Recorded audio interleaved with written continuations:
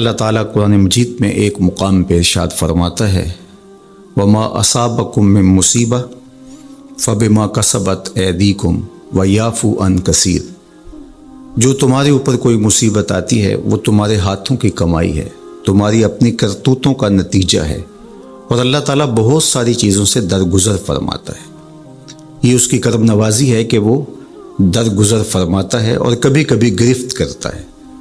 اگر وہ ہر کوتاہی پر گرفت کرنے لگے تو قرآن مجید میں ایک دوسرے مقام پہ ارشاد فرمایا کہ لوگوں کے ظلم کی وجہ سے، بے جا کاموں کی وجہ سے اللہ اگر گرفت کرنے لگے تو زمین کی چھاتی پر ایک چوپایا بھی زندہ نہ بچ پائے۔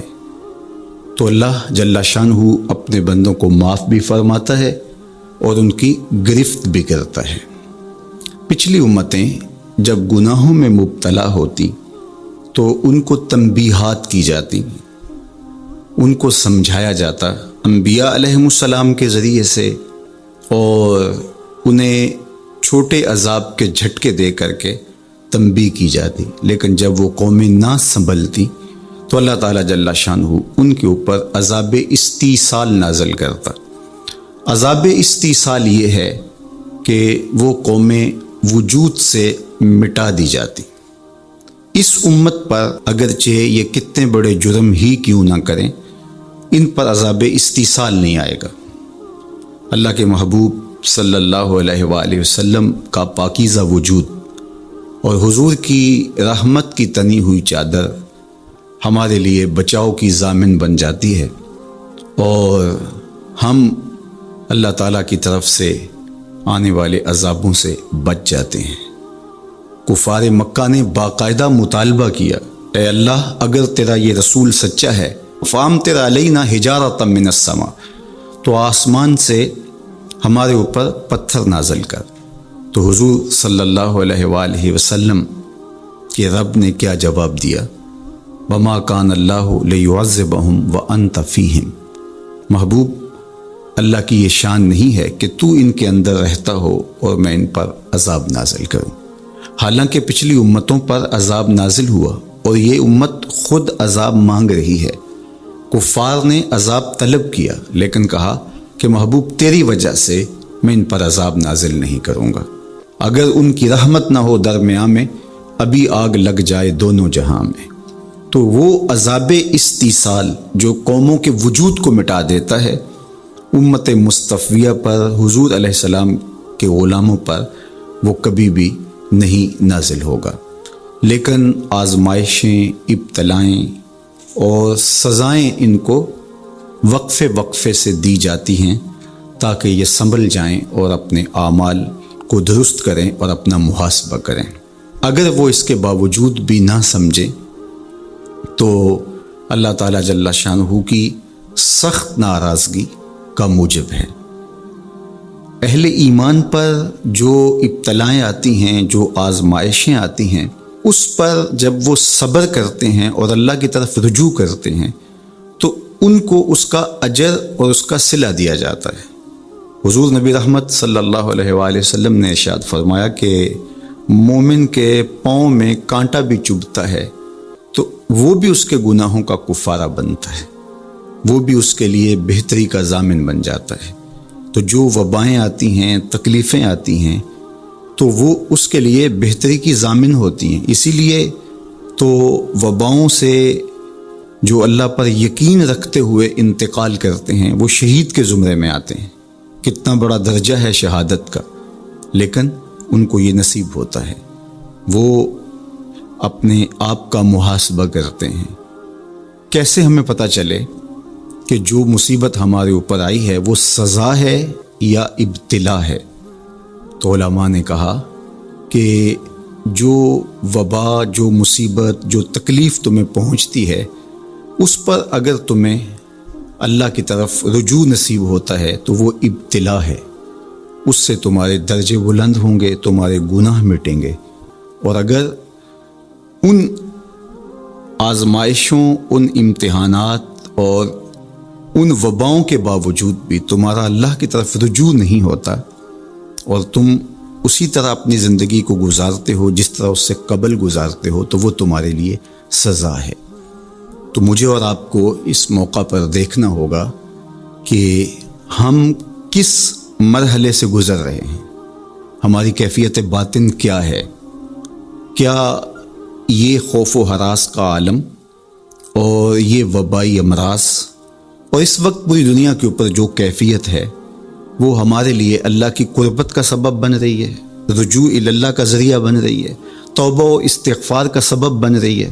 ہم اللہ تعالیٰ جل شانہ کی قربت حاصل کرنے کے لیے کوشاں ہو گئے ہیں، یا کہ ہمارے رویے، ہمارا طرز زندگی اور ہمارا انداز معاشرت بالکل تبدیل نہیں ہوا اور ہم جس طرح کی زندگی پہلے گزار رہے تھے اس طرح کی ہی زندگی بسر کر رہے ہیں؟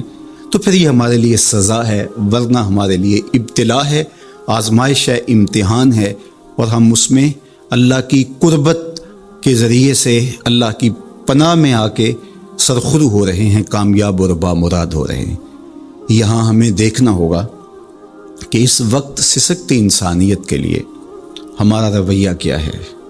کیا ہم نے اشیاء خورد و نوش سے لے کر کے ضروری ادویات تک اور انسانی ضرورت کے لیے اس وبا سے بچنے کے لیے جو ماسک پہنا جاتا ہے اس کو حصول زر کا ذریعہ بنایا، یا کہ ہم انسانیت کی خدمت کے لیے اس وقت میدان عمل میں موجود ہیں؟ تو ہم اپنے عمل سے، اپنے رویے سے اپنے آپ کو جج کر سکتے ہیں، اپنے آپ کو دیکھ سکتے ہیں۔ اقبال نے کہا تھا اپنے دل سے پوچھ، ملا سے نہ پوچھ۔ تو ہمیں اپنے اندر سے فتویٰ ملتا ہے ہم کس جگہ پہ کھڑے ہیں، تو ہمیں اس حوالے سے اپنے آپ کو دیکھنا چاہیے۔ اللہ تعالیٰ جل شانہ نے ہمیں اس ابتلا میں، اس آزمائش میں مبتلا کیا ہے، تو اس میں اس کی حکمت بالغہ کیا ہے ہم نہیں جانتے، لیکن ہم اس کی طرف ہی رجوع کر کے، اس کے حضور عجز کر کے، اپنے گناہوں کی معافی مانگتے ہوئے کثرت استغفار کے ذریعے سے اس میں کامیاب اور سرخرو ہونے کی کوشش کریں۔ اللہ جل شانہ کے محبوب علیہ السلام نے ہمیں مشکلات سے صبر کے دامن کو تھام کر گزرنے کی تلقین کی ہے، اور صبر اجر کا ضامن بنتا ہے، اور اگر بے صبری کے ذریعے سے اور واویلے کے ذریعے سے ہم وقت گزارتے ہیں تو تکلیف تو اس سے کم نہیں ہوتی، لیکن اجر برباد کر بیٹھتے ہیں۔ ہمیں ایسی مشکل گھڑیوں میں صدقہ و خیرات کے ذریعے سے اللہ کی قربت اختیار کرنے کا حکم دیا گیا۔ فرمایا گیا داو مرداکم بالصدقہ، اپنے مریضوں کا علاج صدقے سے کرو، تمہارے امراض کا علاج صدقے میں چھپا ہوا ہے۔ جب تم صدقہ کرتے ہو تو مشکلیں ٹلتی ہیں، تکلیفیں دور ہوتی ہیں، اور پھر تضرع کے ساتھ، زاری کے ساتھ، دعاؤں کے ساتھ، التجاؤں کے ساتھ اللہ کے حضور پیش ہو جاؤ۔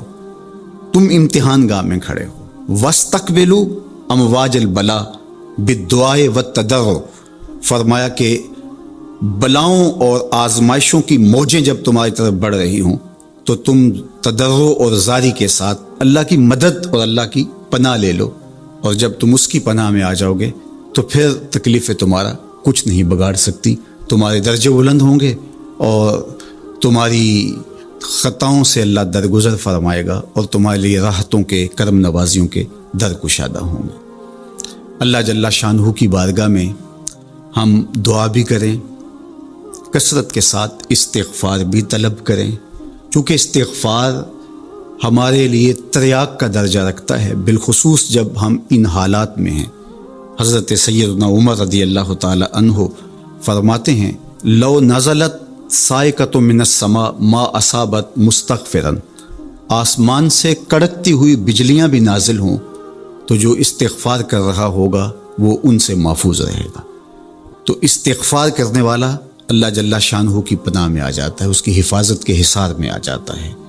حضرت امام شافعی علیہ رحمہ فرماتے ہیں کہ میری زندگی کا نچوڑ، میں نے جو دین پڑھا ہے، دین سمجھا ہے، تو اس کا خلاصہ یہ ہے کہ ما رأیت انفع للوباء من التسبیح، وباؤں اور ابتلاؤں کے اندر تسبیح سے بہتر میں نے کوئی وظیفہ نہیں پایا ہے۔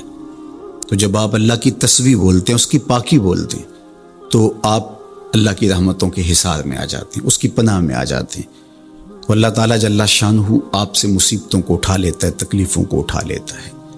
تو استغفار طلب کیجئے، اللہ کی تسبیح بولیے، اور قرآن مجید کی کثرت کے ساتھ تلاوت کیجئے۔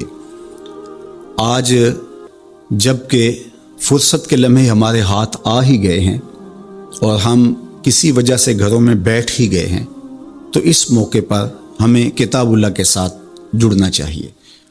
کتاب اللہ کے ساتھ ہمارا تعلق جتنا مضبوط ہوگا، اللہ پر یقین اتنا ہی پختہ سے پختہ تر ہوتا چلا جائے گا۔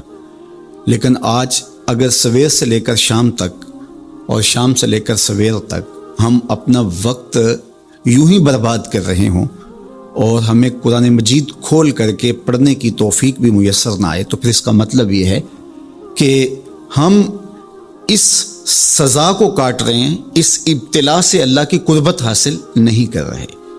تو قرآن مجید کی تلاوت ہمیں اللہ کی قربت دیتی ہے، بلکہ ایک روایت میں آیا کہ جو شخص قرآن مجید کی تلاوت میں مشغول رہا اور اس مشغولیت کی وجہ سے اس کو دعا مانگنے کا موقع بھی نہ مل سکا، اللہ اس کو دعائیں مانگنے والوں سے زیادہ عطا فرمائے گا، چونکہ وہ اللہ کے کلام کے اندر مصروف ہو گیا۔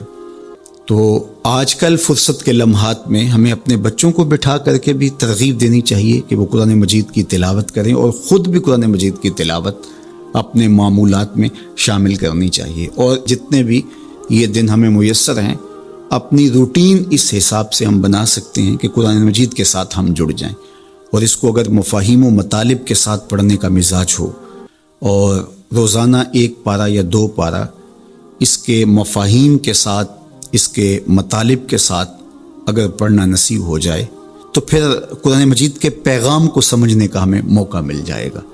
چونکہ یہ کتاب ہمارے آقا و مولا حضور ختم المرتبت صلی اللہ علیہ وآلہ وسلم کی وساطت سے ہمارے نام ہمارے رب کا پیغام ہے، سندیسہ ہے ہمارے رب کا۔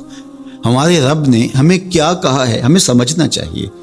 دنیا کے کسی ایسے ملک سے میرے اور آپ کے نام کوئی خط ہو اور اس زبان میں ہو جو زبان میں نہیں جانتا، تو اتنی دیر تک میں چین سے نہیں بیٹھتا، آپ چین سے نہیں بیٹھتے جب تک اس کے مندرجات معلوم نہیں کر لیتے، اس میں خوشی کی خبر ہے یا کوئی غم کا قصہ ہے، یہ خط میرے نام کیا پیغام لے کر آیا ہے۔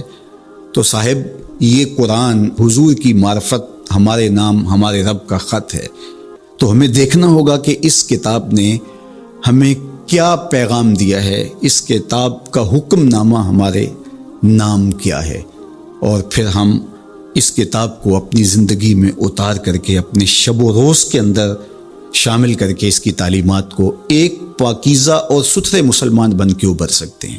تو اس موقع سے بھرپور فائدہ ہمیں حاصل کرنا چاہیے، اس کی تلاوت بھی کریں۔ خالی تلاوت بھی قرآن مجید کی تمہیں محرومیوں سے نکالے گی۔ حضرت اقبال علیہ الرحمہ نے اپنے ایک دوست کو خط لکھا کہ قرآن مجید اگر مفاہیم و مطالب کے ساتھ تمہیں نہیں بھی پڑھنا آتا تو پھر بھی اس کی تلاوت کو معمول زندگی بناؤ، اس لیے کہ ناظرہ قرآن پڑھنے سے بھی قلب کا تعلق حضور کے قلب اطہر سے جڑتا ہے، حضور سے قربت نصیب ہوتی ہے اس کتاب کے پڑھنے سے، اس کی تلاوت کرنے سے، چونکہ یہ حضور کے قلب اطہر پہ نازل ہوا ہے، حضور کے سینہ اقدس پہ نازل ہوا ہے، تو اس سے تعلق حضور کے قلب اطہر کے ساتھ جڑنا ہے۔ اور ہمیں فرمایا گیا کہ راتوں کی تنہائیوں میں اٹھ کے قرآن پڑھا کرو اور قرآن پڑھتے ہوئے رویا کرو، اور یہ بھی فرمایا گیا فَإِن لَمْ تَبْكُوا فَتَبَاكُوا، اور اگر رونا نہ آئے تو رونے کی کوشش کیا کرو، تکلف کے ساتھ اپنے اوپر وہ کیفیت طاری کرو کہ تمہاری آنکھیں آنسوؤں کا خراج دیں اس قرآن کو پڑھتے ہوئے۔ کیا یہ تصور تھوڑا ہے کہ جب تم قرآن پڑھ رہے ہو تو اس خیال میں ہو کہ میں اپنے رب کا کلام پڑھ رہا ہوں؟ فرمایا تمہارا رب سے ہم کلام ہونے کو جی چاہے تو قرآن کھول کے بیٹھ جاؤ، یہ رب سے ہم کلام ہونا ہے۔ حضرت داتا گنج بخش علی حجویری علیہ الرحمہ سے ایک مرید نے کہا حضرت اگر رونے کی کوشش کریں تو پھر بھی رونا نہ آئے تو فرمایا پھر اپنے مقدر پہ رویا کرو۔ تم اتنے سنگ دل ہو گئے ہو کہ تم رونا بھی چاہتے ہو لیکن تمہاری آنکھیں آنسوں کا خراج نہیں دیتی۔ تو اس کتاب کے ساتھ جڑ کے، اس کتاب کے ساتھ وابستہ ہو کے، اس کے ساتھ تعلق خاطر قائم کر کے اپنی زندگی کو سنوارا جا سکتا ہے۔ یہ کتاب زندگی ہے، یہ نسخہ حیات ہے، نسخہ کیمیا ہے۔ فاش می گوئم آنکھ در دل مزمرست، این کتاب نیز چیز دیگرست۔ اقبال نے کہا اگر میں کھل کے بتا دوں جو میرے سینے میں پوشیدہ ہے، یہ کتاب نہیں، یہ کوئی اور ہی چیز ہے۔ یہ زندگی بخش ہے، یہ حیات آفریں ہے۔ اس کا ایک ایک لفظ نور دیتا ہے، اس کا ایک ایک حرف اجالے بانٹتا ہے۔ بلکہ وہ لوگ جو اس کتاب سے زندگی حاصل نہیں کرتے اور اس کتاب کے ہوتے ہوئے بھی محرومیوں کا شکار ہے، تو بڑی خوبصورتی کے ساتھ اقبال نے تنقید کی اور سوئے ہوئے ضمیر جگانے کی کوشش کی۔ ببند صوفی و ملا اسیری حیات از حکمت قرآن گیری، با آیاتش ترا کار جزی نیست، کیا یاسین او آساں بمیری۔ اقبال کہتے ہیں تو جاہل صوفی اور کاہل ملا کے ایسے پھندے میں پھنسا کہ تو نے قرآن سے زندگی تلاش نہیں کی۔ قرآن کی آیتوں سے تجھے صرف اتنا سروکار ہے، جب تیرے بوڑھے کی روح اٹک گئی تو سورہ یاسین لے کے بیٹھ گیا کہ میں اس کی تلاوت کروں اور اس کی روح آسانی سے نکل جائے۔ اقبال کہتے ہیں اس میں کوئی شک نہیں ہے، مرنے والے کو اس کا فائدہ ہوتا ہے، لیکن مجھے افسوس اس بات کا ہے کہ اس قرآن سے بھی تو نے مرنا ہی سیکھا، کاش اس قرآن سے جینا سیکھ لیا ہوتا۔ یہ تجھے زندگی کے قرینے سکھاتا، تجھے اسلوب حیات بتاتا، تجھے جینے کا طریقہ بتاتا، تجھے محمد عربی کی دہلیز پہ لے جاتا، تمہیں خدا کی قربت دیتا، خشیت الہی کے اجالے دیتا۔ یہ کتاب زندگی بخش اور حیات آفری تھی، تو نے کیوں اس کتاب کے ہوتے ہوئے اپنے آپ کو محرومیوں کے سپرد کر دیا؟ تو یہ موقع ہمیں ملا ہے زندگی کی گہما گہمی میں، زندگی کی چکا چون میں، سویر سے شام تک، شام سے سویر تک بھاگم بھاگ لگی تھی، تو کسی وجہ سے لمحے فرصت کے ہاتھ آ ہی گئے ہیں۔ تو آئیے ہم اپنا ربط کتاب اللہ سے جوڑیں، قرآن سے جڑ جائیں اور اس کی تلاوت کو شعار زندگی بنا لیں۔ گھر تو می خواہی مسلمہ زیستن، نیست ممکن جز بقرآن زیستن۔ اگر تو مومن بن کے، مسلمان بن کے جینا چاہتا ہے تو قرآن کے بغیر تیرا ایک لمحہ بھی نہیں بیت سکتا۔ تو اس کتاب کے ساتھ ہمیں وابستہ ہونا چاہیے، روزانہ 1-2 پارے خود بھی پڑھنے چاہیے اور اپنے بچوں کو بھی اس کی ترغیب دینی چاہیے۔ روزانہ ہماری صبح کا آغاز تلاوت کلام مجید سے ہو تو زندگی کتنی خوشگوار، پر نور، تاباں اور منور ہوگی۔ تو اس موقع پر میں مشورہ دوں گا اپنے جملہ ناظرین سے، سامعین سے، کہ وہ کتاب اللہ کے ساتھ جڑ جائیں اور یہ کتاب دیکھنا کہ کیسے موتی اچھال کے تمہاری گود میں ڈالتی ہے۔ یہ دنیا کی واحد کتاب ہے جو اپنے قاری کو اس کے نفسیات کے مطابق، اس کے مبلغ علم کے مطابق، اس کے ظرف کے مطابق اس کو عطا کرتی ہے۔ دنیا کی کتنی کتابیں ہیں جو ایک عام شخص کے لیے تو دلچسپ ہیں، لیکن جو علم کی بلندیوں پر اڑ رہا ہے تو اس کے لیے اس کتاب میں کچھ بھی نہیں ہوتا۔ اور کتنی کتابیں ہیں جو اہل علم کے لیے تو سرمایہ ہیں، لیکن جو نچلے درجے کا عام شخص ہے اس کو اس کی سمجھ ہی نہیں آتی۔ لیکن قرآن ایک ایسی کتاب ہے، اس کو جس طبقہ زندگی سے تعلق رکھنے والا پڑھے، چاہے وہ ایک عام شخص ہو اور چاہے وہ بہت بڑا مدقق ہو، جو بھی پڑھے قرآن اس کو اس کے ظرف کے مطابق فیض دیتا ہے۔ ہم ہوئے، تم ہوئے کہ میر ہوئے، اس کی زلفوں کے سب ہی اسیر ہوئے۔ یہ اس کتاب کا اعجاز ہے، اس کتاب کا کمال ہے، اور یہ اپنے پڑھنے والوں کے لیے آسان ہے، رشد و ہدایت کی ضامن ہے اور اللہ کی قربت کا ذریعہ ہے، ہمیں زندگی گزارنے کا اسلوب دیتی ہے اور حیات آفریں کتاب ہے۔ تو اس کے ساتھ ہمیں جڑنا چاہیے اور اس موقع سے ہمیں بھرپور فائدہ حاصل کرنا چاہیے۔ ایک بات میں یہ بھی عرض کرنا چاہوں گا کہ اس موقع پر خاص طور پہ ہمیں تھوڑا سا اپنا محاسبہ کرنے کے لیے بھی وقت مل گیا ہے۔ بھاگ دوڑ کے اندر سویر سے شام تک ہمیں اپنے آپ پر غور کرنے کا موقع نہیں ملا اور مقصد حیات کو سمجھنے کی فرصت نہیں ملی۔ ہم کیوں آئے تھے دنیا پر؟ مقصد زندگی کیا تھا؟ کیا رزق کمانا ہی مقصود حیات تھا؟ چلو حلال ہی صحیح، یہ تو کام چیونٹی بھی کرتی ہے، صبح اپنی بیل سے نکلتی ہے، کسی کو ضرر نہیں دیتی، تکلیف نہیں پہنچاتی، حلال رزق جمع کرتی ہے، اور شام تک وہ اس کام میں لگی رہتی ہے۔ موسم برسات کے لیے بھی جمع کرتی ہے، اپنے بچوں کے لیے بھی ضرورت پوری کرتی ہے، کسی کو تکلیف بھی نہیں پہنچاتی۔ اگر یہی وظیفہ حضرت انسان کا ہے تو پھر انسان میں اور حیوانات میں، بہائم، وحوش، طیور میں فرق کیا ہوا؟ یہ اشرف المخلوقات پھر کس بات پہ ہوا؟ تو کیا یہ انسان کے لیے باعث شرف ہے؟ نہیں، انسان کے لیے شرف کا سبب کوئی اور ہے۔ اس نے اپنے مقصد کو سمجھنا تھا، آنے کے مقصود کو جاننا تھا، اور جو اپنے مقصود زندگی کو ہی نہیں سمجھ پایا تو قرآن نے ایک مقام پہ ارشاد فرمایا، من کان فی ہذہ اعمی فہو فی الآخرۃ اعمی، جو اس دنیا میں اندھا رہا کل قیامت کے دن بھی نابینا اٹھایا جائے گا۔ اس سے ان آنکھوں کی بے نوری مراد نہیں ہے، وہ تو حدیث پاک میں آتا ہے جو آنکھوں سے آزمایا گیا، ان دو محبوب چیزوں سے آزمایا گیا، تو اس کو اللہ تعالیٰ اس کے بدلے میں قیامت کے دن اجر دے گا، صلہ دے گا۔ دنیا کے اوپر اگر کسی کو بینائی نہیں دی گئی تو کتنی بڑی آزمائش ہے۔ جہاں اندھیرا ہے، کائنات کی رنگینیاں، خوبصورتیاں، کائنات کا جمال، یہ کیا کچھ ہے کائنات کے اندر، لیکن وہ کچھ نہیں دیکھ پایا۔ اب وہ ایک عجیب اذیت سے تو گزرتا ہے لمحہ لمحہ، تو اس کا صلہ اس کو اس کے بدلے میں آخرت میں دیا جائے گا۔ تو یہ نہیں کہ دنیا کے اوپر نابینا تھا کوئی، ان ظاہری آنکھوں میں روشنی نہیں تھی تو قیامت کے دن بھی نابینا اٹھایا جائے، اس کا کیا قصور؟ اس سے مراد دل کا نابینا ہونا ہے۔ جو اس دنیا میں اندھا رہا، جس کے دل نے اللہ کی معرفت کا نور نہ پایا، جو مقصد زندگی نہ سمجھ پایا، جو مقصد زیست نہ سمجھ پایا، میں دنیا پہ آیا کیوں تھا، وہ کیا خوب کہا تھا اکبر الآبادی نے، کیا بتائیں احباب کیا کار نمایاں کر گئے، بی اے کیا، نوکر ہوئے، پینشن ملی اور مر گئے۔ زندگی کا یہ مقصد تو نہیں ہے۔ تو زندگی کسی کام کے لیے ہم اللہ کی معرفت حاصل کریں، اپنی زندگی کے مقصود اور مدعا کو سمجھیں کہ ہم کیوں تخلیق کیے گئے، اور ہمیں فہم و فراست اور عقل و خرد سے کیوں نوازا گیا۔ تو وہ مقصد اگر ہم نے نہیں پایا تو اس موقع پہ ہمیں اپنا محاسبہ کر کے غور کرنا ہوگا اور اپنی زندگی کی راہوں کو درست کرنا ہوگا۔ اللہ کے حضور رجوع کریں، سچی توبہ کریں۔ آج یہ تھوڑے سے حالات دگرگوں ہوئے اور موت آنکھوں کے سامنے رقص کرتی ہوئی نظر آئی۔ ابھی تو ہم نے سوشل میڈیا پہ مختلف لوگوں کی موت کے رقص کو دیکھا، ہم نے الیکٹرانک میڈیا کے اوپر مختلف ممالک کی خبریں دیکھیں اور دل لرزنے لگے۔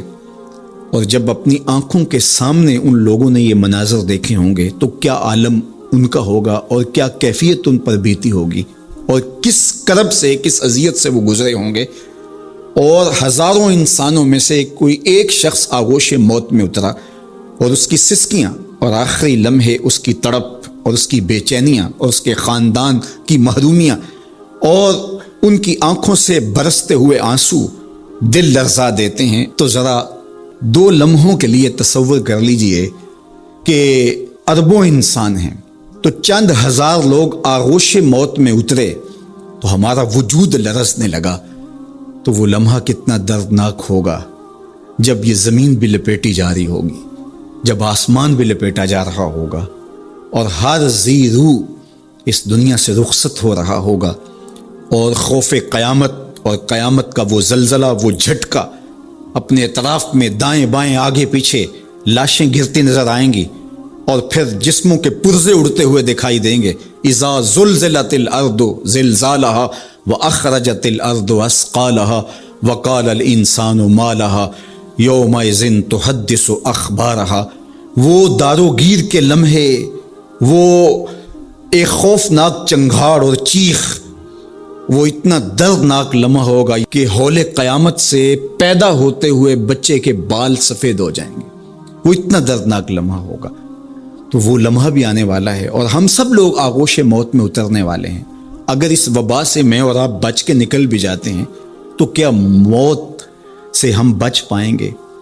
تو یہ ہمارے لیے ایک جھنجھوڑنے کا لمحہ ہے، ہمیں تنبیہ کی جا رہی ہے، یہ تازیانہ عبرت ہے ہمارے لیے، اور ہم اپنی آخرت کی بہتری کے لیے کوشش کر لیں اور دیکھیں کہ یہ لمحات زندگی کے اور یہ گھڑیاں جو آج ہمیں میسر ہیں، ایک وقت آئے گا یہ بھی میسر نہیں ہوں گی، اور اگر آج ہم نے عبرت حاصل نہ کی تو پھر سوائے ہاتھ ملنے کے کچھ نہیں ہوگا۔ وہ ایک فقیر تھا، بازار سے گزر رہا تھا تو لوگوں کو دنیا میں کھوئے ہوئے دیکھا تو دل میں رحم جاگا، تو ان کو سمجھایا کہ یہ سب کچھ دنیا ہی نہیں ہے، اس دنیا کے بعد بھی کوئی جہاں ہے، تم نے کسی کے حضور پیش ہونا ہے اور اپنے اعمال کی جواب دہی تمہارے کندھوں پہ ہے، تو آؤ اپنی آخرت کو یاد کرو اور اپنے رب سے تعلق جوڑ لو۔ لوگوں نے کہا جا بابا کام کر، تجھے کیا پتا کہ دنیا کی لذتیں کیا ہیں اور ہم کس کام کاج میں لگے ہیں، جا اپنا کام کر۔ وہ شخص دل برداشتہ ہو گیا، وہاں کھڑا ہو کے آنسو بہانے لگا۔ کوئی شخص گزرتا ہوا رکا تو اس نے ایک شخص کو روتے ہوئے دیکھا تو رک کے کہنے لگا کہ کسی نے تجھے تنگ کیا ہے، کسی نے تیرے اوپر کوئی زیادتی کی ہے، تم کیوں رو رہے؟ اس نے کہا کسی نے کوئی زیادتی نہیں کی، بس ان کے رویے نے رلا دیا۔ کہا کیا ہوا؟ کہا گزر رہا تھا، ان کو دنیا میں کھوئے ہوئے دیکھا، دل میں خیال جاگا کہ ان بندوں کی اور رب کی صلح نہ کروا دوں۔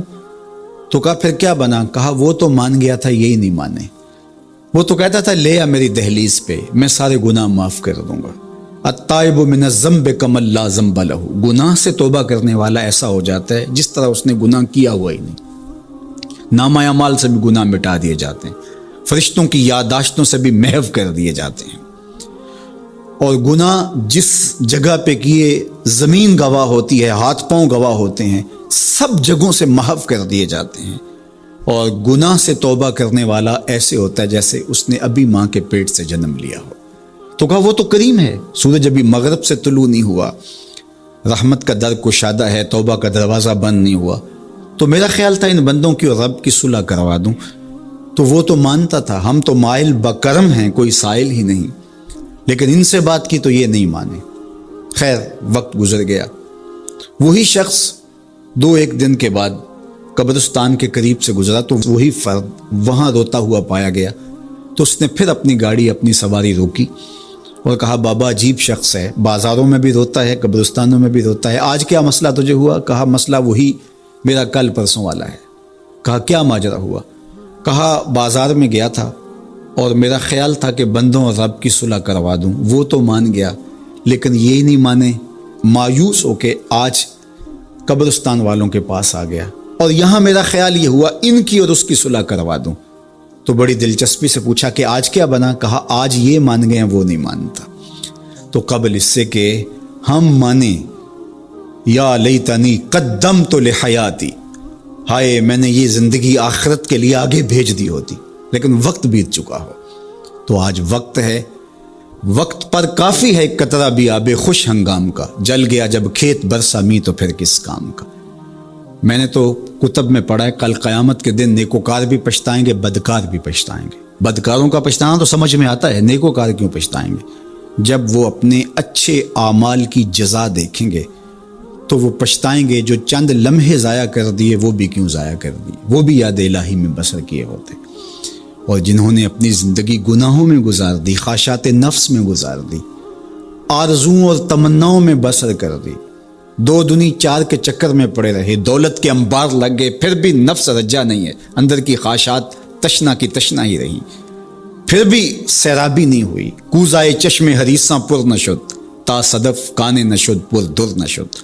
رومی علیہ رحمہ فرماتے ہیں حریص کی آنکھ کا پیالہ نہیں بھرتا۔